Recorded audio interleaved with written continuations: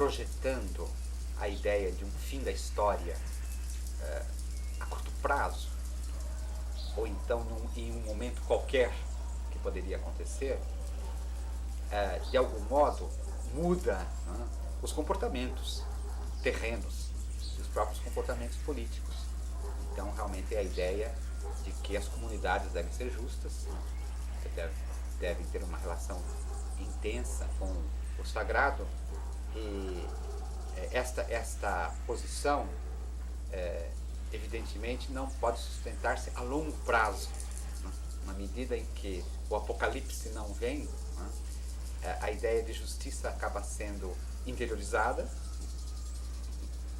e ao longo da Idade Média ela precisa retomar os instrumentos fundamentais da convivência entre os homens, que são os instrumentos políticos, e nesse sentido a única tradição de raciocínio sobre a política no mundo era efetivamente a tradição aristotélica, atrás da qual estava Platão. Então, se a gente quiser falar muito sinteticamente da política medieval, é preciso pensar no momento em que a Igreja está no seu fastígio, no seu momento mais alto, que é entre o ano 1000 e o ano 1300. É o momento em que a Igreja é o grande poder espiritual e que dispõe também de força material. Mas do outro lado está o Império Germânico, que é aquilo que sobrou da partilha de Carlos Magno, tá? Em frente à Igreja, competindo com a Igreja. E os teóricos da política, nessa conjuntura, são homens de formação religiosa, de um lado, santos, como São Tomás, homens de uma profunda piedade, e por outro lado, nutridos da filosofia clássica. Eles leem Aristóteles, sobretudo.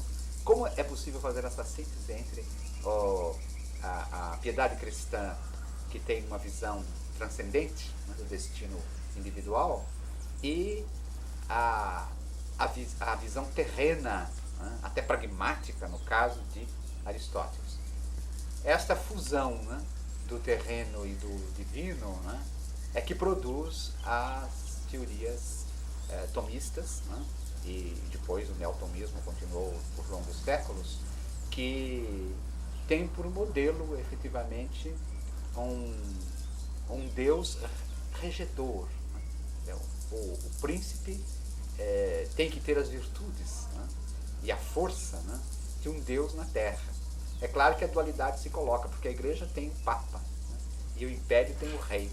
Então existe uma tensão entre os dois, que evidentemente é resolvida por Santo Tomás na linha da predominância espiritual do Papa, e se dá ao imperador, se dão ao imperador as funções propriamente administrativas, que diríamos hoje técnicas, ao passo que a inspiração só pode nascer do pontífice, que é considerado um representante de Cristo na Terra.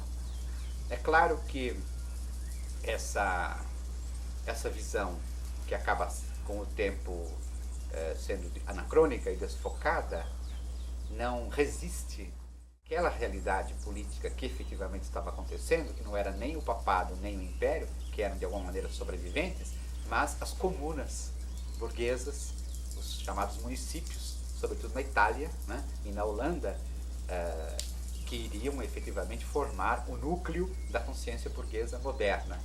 Então Dante é um exemplo muito interessante desse conflito, porque na mente dele e na Divina Comédia, tal como ele a compôs, o mundo tem que ter a ordenação tomista.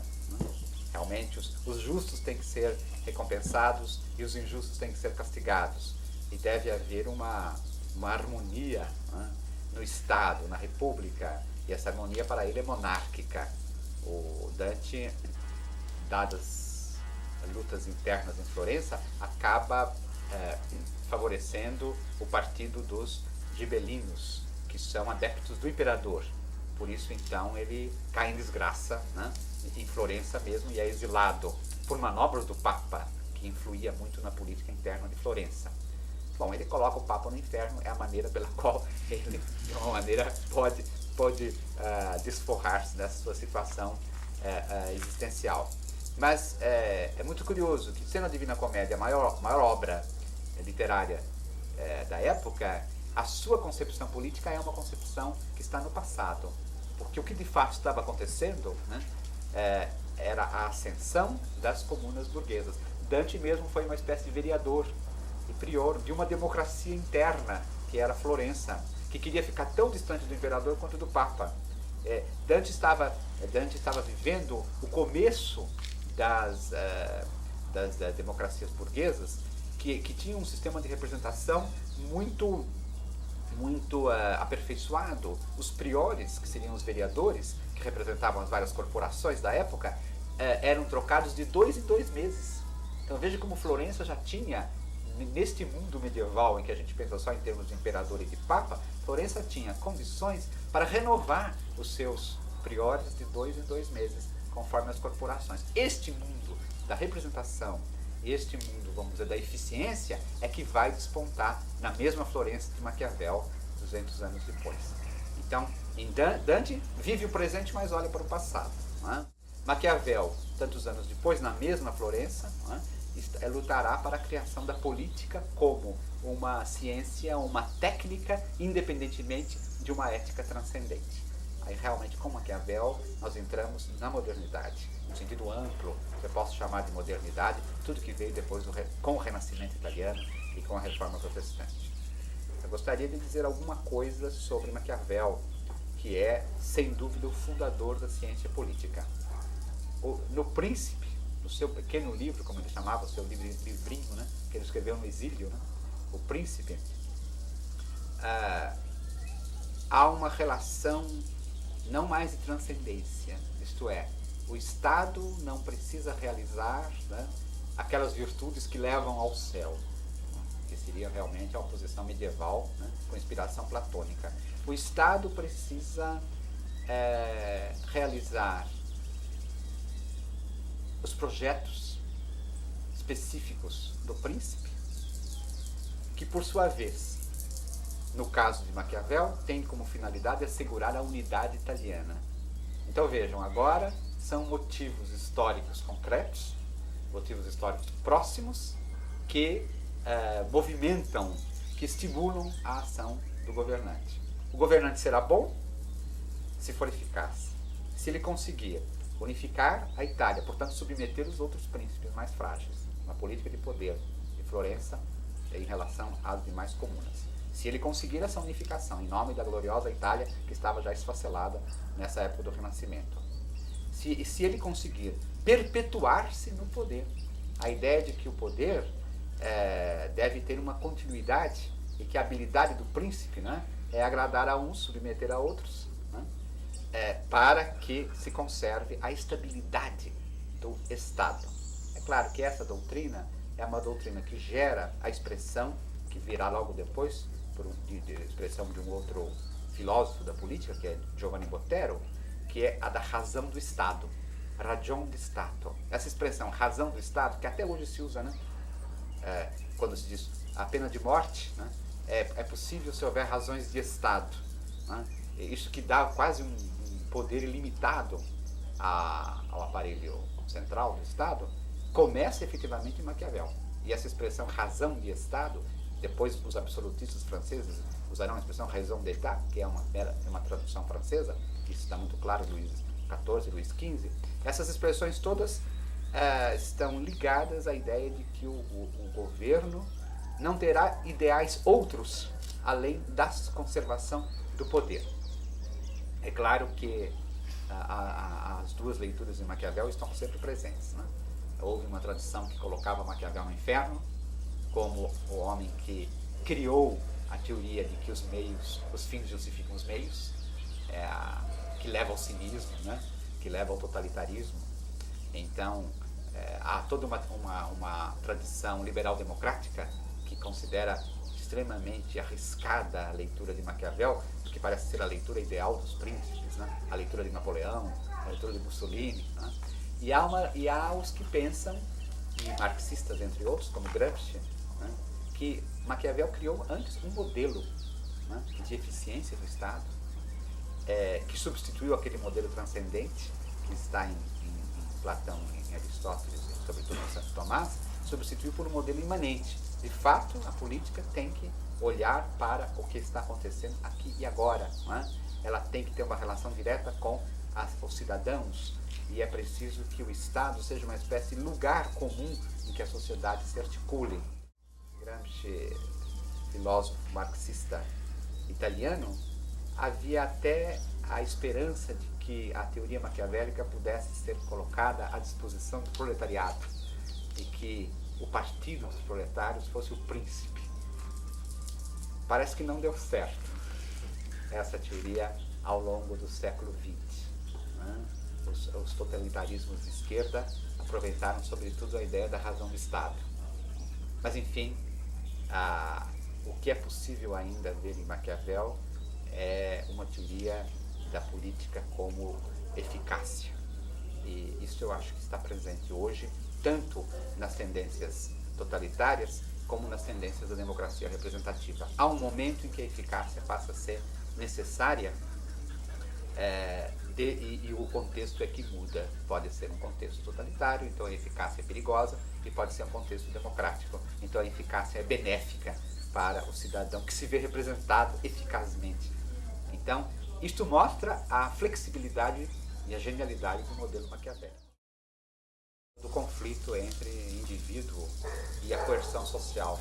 Eu acho que esse é um dos temas centrais mesmo, né, da modernidade, que no romantismo chegou, vamos dizer, a estourar, né, como grande conflito do indivíduo em relação à sociedade, ao Estado. Isso está no ar. É um dilema, na verdade, que cada geração precisa enfrentar. É muito difícil encontrar fórmulas. O que me parece assim, interessante como hipótese de trabalho é que quando a noção do indivíduo se está formando, se está delineando com mais clareza entre os séculos XVII e XVIII, a partir do Renascimento, da Revolução Científica, da independência do homem em relação à teologia, enfim, quando esse homem moderno, esse indivíduo, este eu, que em Descartes está tão recortado, né? Essa consciência está se delineando como a figura central do pensamento moderno, é nessa mesma época que os teóricos preocupados com a relação entre ética e política apontam para os limites da liberdade individual, para que haja um mínimo de harmonia social. Eu penso na obra de John Locke e penso na obra de Montesquieu.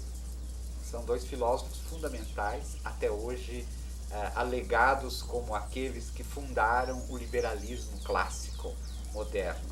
A ideia da Constituição, enfim, a importância da representação.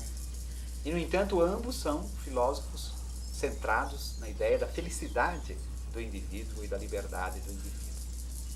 Eu acredito que as formulações de Locke, que estão ligadas ao parlamentarismo inglês, e as formulações de Montesquieu, que vão depois calçar a democracia francesa, sobretudo na ideia dos três poderes, né? Devem ser independentes e harmônicos. A importância que ele dá ao poder judiciário, depois que Locke trabalhou muito o poder legislativo, né? E a harmonia que deve haver entre os três poderes, tanto as formulações de John Locke como as formulações de Montesquieu apontam para uma solução, né, desta tensão entre indivíduo e Estado. Eu acredito que uma filosofia da representação seria o caminho real para enfrentar esse conflito que me parece que existirá sempre, porque o indivíduo tende, sobretudo o indivíduo burguês, na medida em que ele tem poderes materiais, ele tende a crescer, tende a expandir-se. Veja-se o que é o grande industrial moderno, o que é o grande banqueiro moderno, o que é o grande dono de uma televisão moderna. Quer dizer, a tendência do indivíduo é expandir-se e, portanto, romper quaisquer barreiras éticas que se possam levantar contra o seu poder. Então, há um momento em que o indivíduo se choca realmente com o que seria uma harmonia social, ou seja, uma repartição mais equânime, né, dos poderes, das rendas, né, esse desejo profundo de justiça, né, que também lateja no coração de cada indivíduo, né, como um ser social. Então me parece que esse conflito, que é bem moderno, que ainda não se resolveu, né, teve como uma das suas balizas uma teoria da representação, que eu acredito que ainda tem a sua atualidade, a sua modernidade. É claro que outros temas se imbricam aqui, e eu lembraria o tema do trabalho, porque esse indivíduo não é um indivíduo que está solto no ar, é um indivíduo que está no regime da produção, e cada vez mais à medida que o capitalismo avança. Então o tema do trabalho passa a ser, do século XIX em diante, tão importante como o tema do conflito do indivíduo com a sociedade. Isso foi trabalhado, foi aprofundado por Marx, o trabalho como forma de liberação do homem, depois de ter estudado longamente o trabalho como forma de opressão, porque ele estudou a formação do capitalismo inglês, em que o trabalho é a própria figura da opressão. Como é que isso pode, de algum modo, reverter? É preciso que ao trabalho se junte, mais do que se junte, se funda a consciência mesma do trabalhador. Isso é um tema que me fascina muito. Como é que o trabalhador pode libertar-se pela consciência que ele tem de ser um produtor, não só um produtor mecânico, mas um homem que pensa. E aqui é fatal pensar em Simone Weil. Simone Weil, que foi uma lutadora contra o franquismo, contra o stalinismo, contra o nazismo, isto é, uma lutadora contra a opressão do totalitarismo, estava profundamente preocupada com a relação entre esses sistemas políticos opressivos e o sistema industrial subjacente. Ela achava que não eram duas realidades que se podiam colocar assim, cada uma no seu mundo, né? O sistema industrial gera um Estado tecnocrático. E esse é o drama da sociedade moderna. Assim ela pensou na década de 30, e hoje a gente pode pensar de uma maneira talvez mais desdobrada, né? Também como uma relação muito viva entre a produção e o poder. E uma das saídas de Simone Weil, uma das saídas que eventualmente a gente pode testar sempre, né, quem lida com a classe operária, é a da socialização do conhecimento, que ela achava tão fundamental quanto a socialização das rendas, para que o Estado não seja apenas um Estado-providência que reparta como pode, em geral muito mal, os bens de uma sociedade corrigindo o mercado, e para que o trabalhador não seja um receptor passivo dessa distribuição, embora nós estejamos longe ainda dessa distribuição, mas enfim, do ponto de vista da dinâmica do processo, é preciso que na fábrica, no ateliê, onde quer que o trabalhador esteja, ele tenha conhecimento, né, do que ele está fazendo e conhecimento da história, da técnica que o levou àquele momento. Então, Simone Weil dava aulas de geometria para as operárias, dava aulas de Platão para as operárias da Renault, né? Ela achava fundamental que o conhecimento fosse socializado e democratizado, porque assim a famosa equação de Bacon, saber é poder, que é uma equação tecnocrática por excelência, só pode quem sabe, passaria a ser uma equação universalizada. Então, se todos sabem, todos podem. Isso seria uma forma democrática de não perder a tradição de que o saber é importante, não relegar o mundo intelectual, né, não acantoná-lo nas universidades ou entre os tecnocratas, mas transformá-lo realmente no conhecimento comum de todos. Essa era a utopia de Simone Weil. Se eu tivesse alguma utopia, se eu pudesse ter hoje, eu acho que eu encamparia, eu endossaria com prazer. Aliás, todo professor, de alguma maneira, parte da ideia de que ele precisa generalizar aquilo que ele recebeu da sociedade. Essa vinculação entre saber e democracia, acho uma das conquistas mais belas do pensamento de Simone Weil, que a partir de Platão e Descartes, chegou ao conhecimento da sociedade industrial. Uma das conquistas do pensamento a partir da Revolução Industrial, isto é, nos últimos 200 anos de história, é de uma ética do trabalho. A ética produzida pela Revolução Capitalista e retomada pelo marxismo curiosamente retomada pelo marxismo, é de que existe uma dignidade própria do homem como produtor de coisas. Então, quer no seu trabalho manual, mas sobretudo no seu trabalho fabril, no seu trabalho industrial, o homem deve ter virtudes próprias, que seriam as virtudes ligadas à competência, à assiduidade, à pontualidade, isto é, a sua existência temporal, o seu tempo de vida, fica como que nobilitado pelo fato de ele produzir. Isso está hoje no ar quando se fala da moral da produtividade. A salvação está em produzir mais. Esta ideia de que a salvação está em produzir mais é uma ideia que se estrutura no capitalismo, mas não foi rejeitada pela prática marxista. Basta ver os sistemas industriais do leste europeu. É preciso produzir. E quem produz bem, é como se fosse um homem virtuoso. Ele tem méritos, tem recompensas, tem uma função social, ele se dignifica.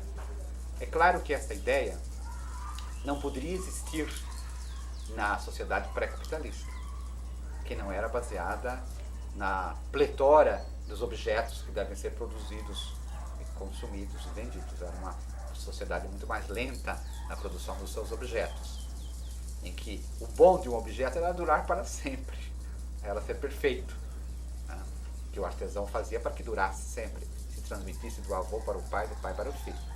É claro que uma ética assim não é compatível com a sociedade industrial e comercial, em que é preciso vender depressa e mudar rapidamente de produto. Então, na ética, digamos, tradicional, ligada inclusive ao velho catolicismo, o trabalho é uma triste necessidade. É preciso trabalhar, conquistar o pão com o suor, mas isso é um castigo. É um castigo. O bom mesmo é o lazer, a contemplação. Né? É o momento em que cessa aquele duro trabalho da necessidade. Não havendo uma perspectiva de lucro, então trabalha-se só o quanto é estritamente necessário para sobreviver. Esses bons tempos acabaram completamente, ao que parece, né?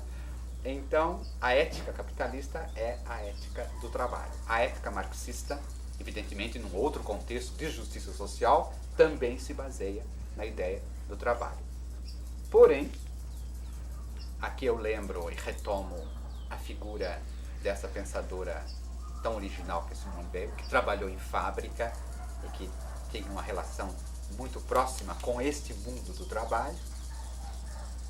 Na medida em que a produção se transforma num objetivo último de uma sociedade, o conhecimento, que sempre foi pensado como uma forma liberadora e transcendente, desde Platão, também acaba, evidentemente, se atrelando ao trabalho. O conhecimento vira técnica. Então nós temos trabalho, produção e técnica amarrados na ética capitalista burguesa e de algum modo retomados pelo marxismo vulgar. Simone Weil percebia com muita clareza que o trabalhador, se ele realmente se conformasse em ser peça da engrenagem, o máximo que ele conseguiria ganhar um extra se ele trabalhasse mais que os outros. Mas isso absolutamente não o libertaria. Então, toda a sua ação foi em levar ao trabalhador a consciência de que ele é um sujeito, a consciência de que a cultura é libertação e a criação de uma outra ética. Aqui temos um ponto fundamental. É uma ética em que o trabalho liberta, o trabalho não escraviza. É uma ética em que o trabalho não é um fim, a produção não é um fim, é um meio. E meio que só significa quando o produtor tem consciência do que faz, para que faz, onde faz, até onde faz. É uma das pistas da cultura moderna esta, a consciência do trabalhador, que eu vejo ilustrada por vários movimentos sindicais hoje ou movimentos sociais que reivindicam a informação, o conhecimento e não simplesmente certas medidas econômicas que são fundamentais para a sobrevivência, mas não são necessárias, mas não suficientes para a libertação do homem. A cultura moderna, a cultura contemporânea, para ser mais preciso, dos últimos 40 anos, enfrenta uma realidade nova, que é a de encontrar a verdade na representação que nos é trazida pelos meios de massa. Em outros termos, mais do que nunca, o homem hoje recebe o que a gente chama de informação através de imagens. É um complexo universal, um complexo gigantesco que lida com a representação direta do que a gente chama o real, a representação das coisas que estão acontecendo, a representação das pessoas que estão aí, e lida com o problema do tempo. Essa mesma representação que na pintura, de algum modo, é estática, você pode contemplar um quadro quanto tempo você quiser, longamente, o mesmo a fotografia, você pode olhar, analisar, sentir o contexto das imagens. Hoje se faz de uma maneira mais intensa, mais numerosa, porque as representações são aos milhões, com sacrifício de uma temporalidade interior. Você não tem o tempo de apreciar e de avaliar. Este é um problema agudo da civilização de massas. Muita informação, pouco tempo. É como se um calor intenso e acelerado, me desse assim miríades, milhares de pequenas imagens e ao mesmo tempo queimasse todas muito rapidamente. É que eu digo sempre, muito rico e muito pobre. Muito rico porque nenhuma outra cultura em tempo nenhum conseguiu apresentar tantas representações. E muito pobre porque você não consegue interiorizar e, no fundo, você não consegue, até em termos bem materialistas, aproveitar. Você não consegue transformar aquilo, naquilo que é você mesmo. Você não consegue se construir porque não dá para escolher e não dá para pensar. A memória não consegue reter. Eu fiquei muito impressionado com o que aconteceu com a morte do Tancredo Neves. Foi uma comoção nacional. Eu acompanhei de perto, como todos os brasileiros, eu me comovi com o que aconteceu com aquele homem que parecia tão sábio, e ao mesmo tempo tinha uma humanidade tão doce. Então, a figura com que tantos de nós nos identificamos num certo momento da nossa vida política, que era fundamental, porque era o momento da passagem da ditadura para uma política de representação. Vivemos isso alguns anos atrás. Eu acreditei naquele momento, acompanhando eu próprio o enterro aqui em São Paulo, o velório, a passagem do seu corpo, que aquilo fosse ficar assim impresso na mente dos telespectadores e dos brasileiros em geral por longuíssimo tempo, que era um momento de alta humanidade. Hoje é preciso que a cultura universitária ou que algumas pessoas mais ligadas à memória deste homem insistam na existência de Tancredo Neves. É muito impressionante como é que se queimam as coisas. E, no entanto, nós tivemos uma pletora.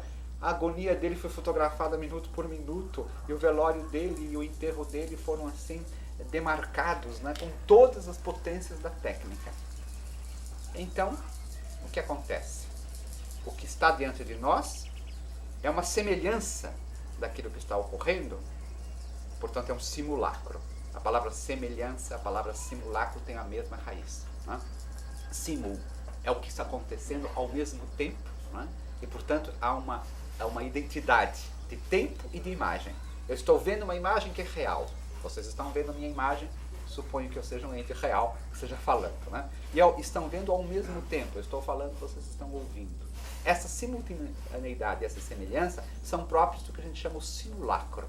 Simulacro é a imagem simultânea. Mas as palavras nos ajudam a pensar também. A mesma palavra simulacro que diz semelhança diz simulação. Simulação quer dizer fazer como se as coisas fossem tais como nós as apresentamos. Um grande exemplo é a Guerra do Golfo. Vocês devem ter visto um espetáculo de videogame. Guerra do Golfo. Vocês não viram os mortos, vocês não viram o sofrimento, vocês não viram a destruição de uma das mais belas cidades criadas pelo homem, que é Bagdá. Isso a televisão não mostrou. Não convinha, evidentemente, naquele conjunto de forças que se mostrasse o sangue, que se mostrasse a mutilação, que se mostrasse a realidade da guerra. Então, mostrou-se o simulacro através dos mísseis, né, das bombas que estouraram. Parecia um espetáculo pirotécnico, realmente. Então, este é o terrível poder da televisão. E quanto mais parece que ela mostra o que é real, mais ela tem poder de esconder as coisas que estão por trás do real. Então, de algum modo, nós precisamos, eu convido vocês como telespectadores, a estar sempre corrigindo o simulacro. Vocês veem o jornal nacional ou os outros jornais noticiários, falo de todas as televisões, e depois procurem ler, procurem estudar para saber como é que aquele fato nasceu de um processo. Aí realmente é a função da cultura e a função de uma ética. O desejo de verdade que nós temos é a única força que pode retificar, corrigir a potência extraordinária da imagem do simulacro. Quando penso em filosofia clássica, penso não só em Platão, Aristóteles, como também na filosofia medieval e no começo da filosofia da razão, Descartes, com Leibniz, até Hegel. Então vocês vejam que é um percurso muito grande, já de Platão a Hegel. É uma filosofia que busca valores universais. Talvez Hegel seja o último grande filósofo da história que constrói um discurso universalizante. Na medida em que o homem se sente parte, né, de um todo, o homem não nasceu por acaso, ele está dentro de uma cadeia, né, de genética, a qual por sua vez está integrada, né, em um todo social, que por sua vez nasceu de um todo biológico e mais remotamente de um todo cósmico.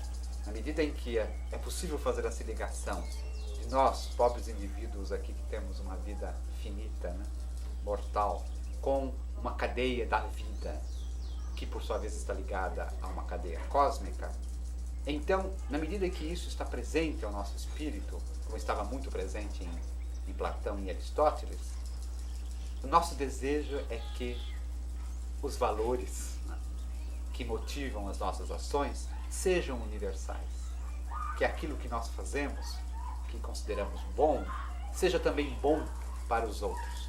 Até chegar a Kant, né, cuja a regra principal de ética é realmente agir de tal maneira que o seu comportamento possa ser uma máxima universal. Esse esforço para chegar ao universal parece um desejo historicamente muito reproposto. Eu não quero dizer que ele seja verdadeiro, seria talvez uma afirmação exorbitante, excessiva, mas eu digo que a história do pensamento, tanto das religiões pré-filosóficas como das filosofias, aspira a uma universalidade. Hoje, digamos, dos séculos XIX e XX, e hoje mais do que nunca, é a pluralidade, é a fragmentação, é a divisão que imperam. De modo que eu acredito que os pensadores hoje sejam mais modestos. De algum modo, as filosofias hoje são muito regionais, né? As pessoas, em geral, têm receio de propor normas universais, até com medo de ser autoritárias. Há um respeito muito grande pela especificidade mesma, né, dos comportamentos individuais.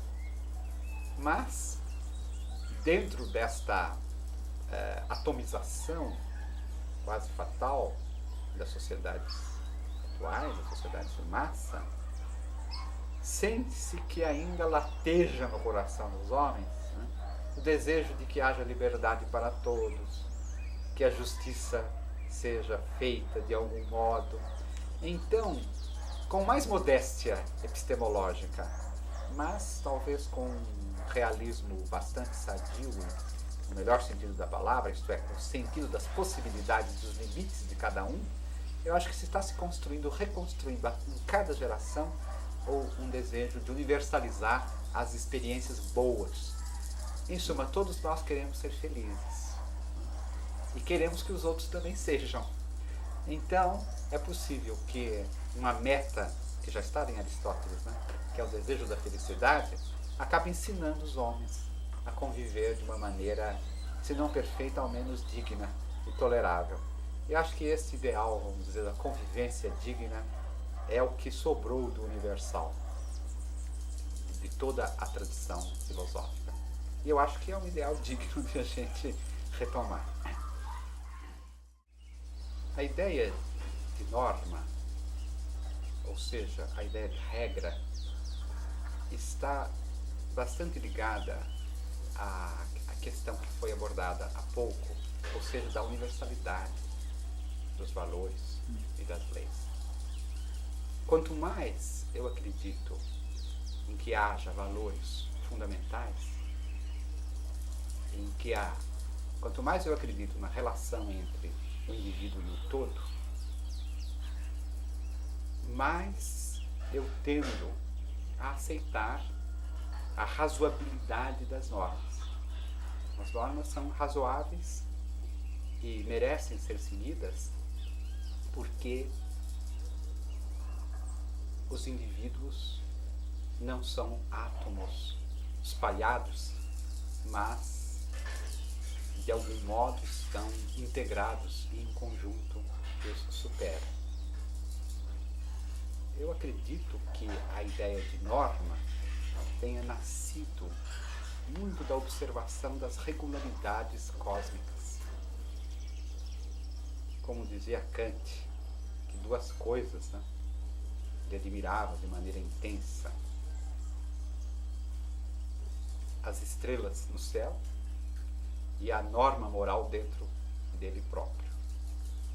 Com isso ele dizia, no fundo, e Kant tinha uma formação também científica como leitor de Newton, que ele era, seguidor próximo de Newton, que o universo das estrelas não era um universo caótico. E, portanto, né, o homem que faz parte desse universo também tem uma possibilidade de regular, né, harmonicamente a sua vida interior. Claro que isso está em Platão, isso está em Aristóteles com outra linguagem. Quando se perde, por motivos vários, que eu não posso aqui analisar, mas que valeria a pena aprofundar, se perde essa noção da relação da parte com o todo, então as normas perdem o sentido também.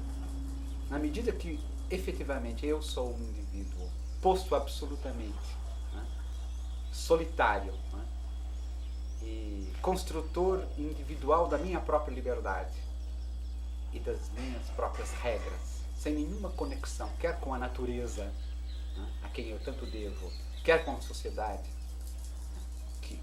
onde vivo, então, dentro de mim, a aderência a qualquer norma parece uma imposição externa, que efetivamente tem um selo de autoritarismo, do qual eu quero libertar. Ocorre que a sociedade contemporânea é uma sociedade que vive os dois extremos, que eu não posso deixar de dizer que são extremos perversos, né? Há uma manipulação violenta do nosso comportamento, pelos meios de massa, pela política, pela economia, enfim, por forças macroscópicas, né, que nos achatam. Volto à ideia da Guerra do Golfo, né? De repente uma nação se considera juiz do mundo e destrói uma cidade, e há milhares de nécios que aplaudem. Então há uma manipulação violenta, que não quer dizer que em Bagdá também não haja manipulação da parte do ditador local, né? Quer dizer, nós estamos numa sociedade em que há ditaduras locais e aspiração de impérios universais. Então veja-se que é uma perversidade no sentido da violência. E há uma anomia individual, tal que as pessoas não julgam mais necessário respeitar normas nenhumas e assumem cinicamente, né, a transgressão de normas sociais que exigem respeito mútuo, que exigem a justiça nas relações humanas. Então veja, a sociedade moderna, a sociedade contemporânea, ela vive um dilaceramento entre um autoritarismo extremo que nos transcende de todos os lados e uma anomia, né, absoluta no comportamento dos indivíduos que já perderam qualquer noção de harmonia, de respeito mútuo e efetivamente procuram fazer o que querem. Só não fazem o que querem porque não podem. Mas quem pode, faz o que quer. Como é o caso dos ditadores do Oriente e do governo de Bush, né? Fez o que quis num certo momento. Quem pode, faz o que quer. Isto é perverso tanto do lado do autoritarismo como do lado da anomia. Então fica um campo, um justo meio, para a gente voltar à tradição platônico-aristotélica, né? Fica um campo tenso, difícil, mas o único respeitável, que é a da relação democrática do indivíduo com o todo social. Os indivíduos devem ajudar a construir normas que possam ser respeitadas por todos. Esse acho que é o momento mais feliz da virada democrática que, de algum modo, nós estamos assistindo. Nós devemos retirar, né, do que está acontecendo hoje, né, a partir da crise do leste europeu, retirar assim, um mínimo de otimismo e de sabedoria. Isto é, a humanidade de novo se propõe a construir um convívio democrático com todas as dificuldades que isso significa. E a partir dessa construção do convívio, então ela aceitará as normas que ela mesma ajudou a construir.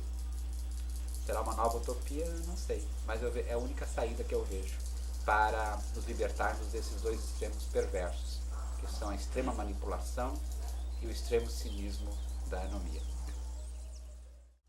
O termo ética hoje está em moda. Até posso achar uma moda boa. Nós não devemos falar mal de todas as modas. Existem modas que eu acho que vale a pena que se transformem em algo mais do que modas, né?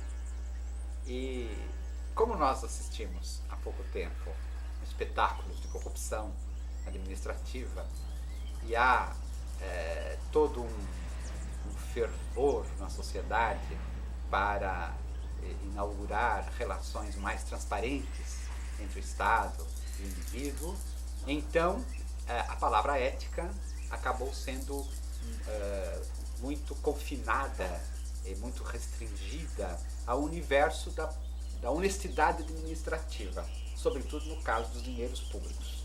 Então, um político tem ética quando é um político honesto, um político não tem ética quando não é honesto. É claro que isso é um exemplo entre muitos, é uma particularização de um conceito muito mais amplo, né, que vem desde os gregos, e certamente foi muito aprofundado pelo cristianismo, segundo o qual nós temos valores e limites na nossa ação. Como seres humanos, não somos não só seres que conhecemos as coisas, percebemos as coisas e criamos ciência e filosofia, mas também somos seres que desejamos, né? Amamos, portanto temos que viver com os outros, o desejo nos leva aos outros, vivemos em sociedade e assim como a inteligência de alguma maneira deve pensar e regular o conhecimento, a grande pergunta é esta, em relação às nossas ações, em relação aos nossos comportamentos, né? Quais devem ser os valores e os limites da nossa ação na sociedade? A ética foi criada para responder a esta pergunta, isto é, quais são os comportamentos justos? Quais são os comportamentos injustos? O que é válido na nossa relação com o próximo, na nossa relação com a mulher que amamos, na relação do amigo, na relação com o irmão, na relação com os pais, na relação com os outros cidadãos? as relações constantes que nós temos, né, podem produzir muito bem e muito mal, muita felicidade e muita infelicidade. Então, a ética seria uma reflexão constante, profunda, sobre as relações entre homens que agem, que querem, que podem prejudicar e que podem resgatar o prejuízo que deram. Se nós pensarmos a ética de modo universalizado, ela tanto vai valer para uma crítica que eu faço a um político, né, como a um companheiro de trabalho que diz uma mentira e que, portanto, me prejudica ou prejudica a si mesmo, como para o vendedor que aumenta o preço dos produtos da sua farmácia, do seu supermercado. Para qualquer das ações humanas, sempre há uma pergunta: o que é válido? O que é justo? O que me prejudica? O que indeniza o meu prejuízo? Então vocês veem que há uma relação muito profunda entre a ética e o comportamento cotidiano. Ora, o comportamento cotidiano sempre foi pensado em termos de moral. Quando me perguntam a diferença entre ética e moral, eu diria com muita simplicidade, né? A ética do cotidiano é trabalhada como moral. Nós dizemos isto é moral, isto é imoral, ou isto é amoral, né, quando foge de qualquer relação de justiça e de respeito.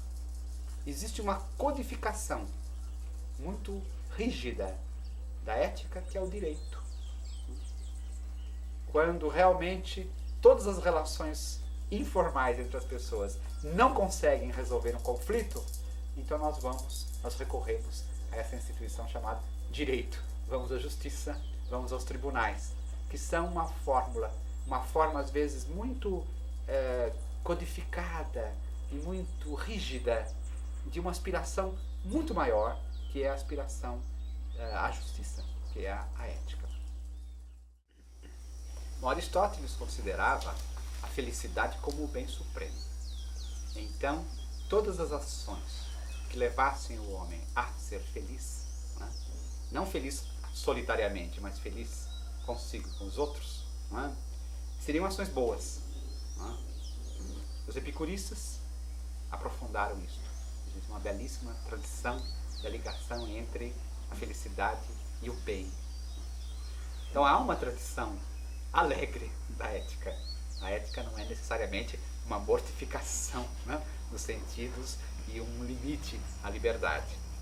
Acho essa uma tradição que deve ser reproposta constantemente, porque a posição contrária é muito arriscada. Na medida em que o dever se constitui em repressão, né, há todas as probabilidades de que a perversão apareça. Sempre que o que é bom, né, o que é bom eticamente, é ruim para meu corpo, é ruim para os meus sentimentos, o que acontece? Eu vou ser virtuoso na aparência e perverso, né? Ou seja, eu vou procurar exatamente aquelas formas de felicidade que são consideradas proibidas, né? E vou criar dentro de mim uma antiética, né, da perversidade. Essa ligação entre repressão e perversão eu acho que deve ser muito aprofundada, porque é o oposto da visão de alegria como forma de realizar o bem. Né? Eu lembro na tradição cristã, em que isso foi muito trabalhado e muito contraditado. Né? Há uma tradição cristã do começo da Idade Média, que marcou muito a visão que os homens têm do cristianismo, a visão monacal. É o homem que só é feliz solitariamente, né? E que se proíbe a si todos os prazeres, se proíbe a si mesmo até aquelas sensações mais ligadas à própria natureza e à reprodução dos seres. Essa visão mortificadora, né? A essa visão mortificadora opõe-se à visão franciscana, que é muito bela. Não por acaso São Francisco é padroeiro da ecologia. Vai à natureza e diz: vale a pena, não é, viver neste mundo. Este mundo é belo, este mundo é bom. Então, esta positividade da natureza e do corpo faz com que a tradição franciscana tenha colocado a alegria como uma virtude. Né? Rejubilai-vos. Né? Tudo é tão bom. Né? Quer dizer, se há algum mal é porque nós não sabemos ter uma relação positiva com o ser, com o bom. Essa tradição, eu acho que infelizmente não se generalizou, ela pode, na época, ela pode ser retomada hoje.